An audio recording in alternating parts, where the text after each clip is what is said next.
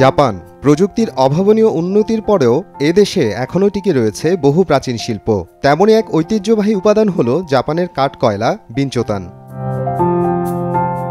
বিঞ্চোতান কাঠকয়লার ইতিহাস বেশ পুরনো। উৎপত্তি আনুমানিক ১৭ শতকে জাপানের ওয়াকায়ামার কিশু অঞ্চলে। এই কয়লা উদ্ভাবন করেন বিনশোয়া উবেমান তানাকা। তার নাম থেকেই এই বিশেষ কাঠকয়লার নাম হয় বিঞ্চোতান। এই কাঠকয়লা সাধারণ কয়লার চেয়ে অনেক বেশি শক্ত এবং দীর্ঘ সময় ধরে জ্বলে। পোড়ালে ধোঁয়া খুব কম হয়, গন্ধও প্রায় নেই বললেই চলে। ধীরে ধীরে রান্নার উপাদান থেকে এটি হয়ে উঠেছে জাপানি সংস্কৃতির অংশ।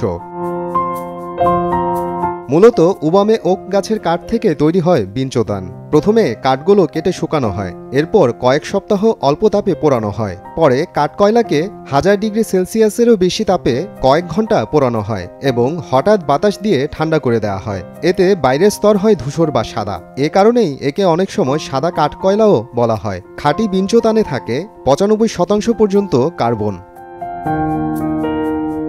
সাধারণত গ্রিল বা বারবিকিউ রান্নায় ব্যবহৃত হয় বিঞ্চোতান। এটি খাবারে কোনো বাড়তি গন্ধ বা ধোঁয়া যোগ করে না, বরং খাবারের আসল স্বাদ অক্ষুণ্ণ রাখে।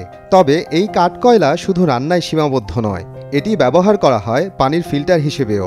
বিঞ্চোতান পানি থেকে দূষণকারী পদার্থ যেমন ক্লোরিন, ফ্লোরাইড ও ভারী ধাতু শোষণ করে নেয়। মাত্র 1 পাউন্ড কাঠকয়লায় পরিষ্কার করা যায় 8 গ্যালন পানি, এবং সেই পানি 6 মাস পর্যন্ত সুপেয় ও সুমিষ্ট থাকে।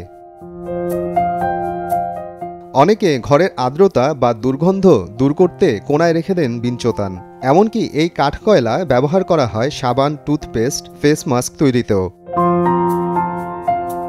আজকের দিনে পরিবেশ বান্ধব ও কার্যকরী জ্বালানি হিসেবে বিশ্বজুড়ে বাড়ছে বিঞ্চোতানের কদর। ইউরোপ ও আমেরিকার বাজারেও রপ্তানি হচ্ছে জাপানের এই ঐতিহ্যবাহী কাঠকয়লা।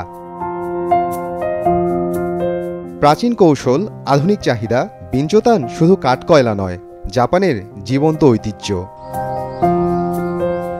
মোহাম্মদ আফরানুল ইসলাম, সময় সংবাদ।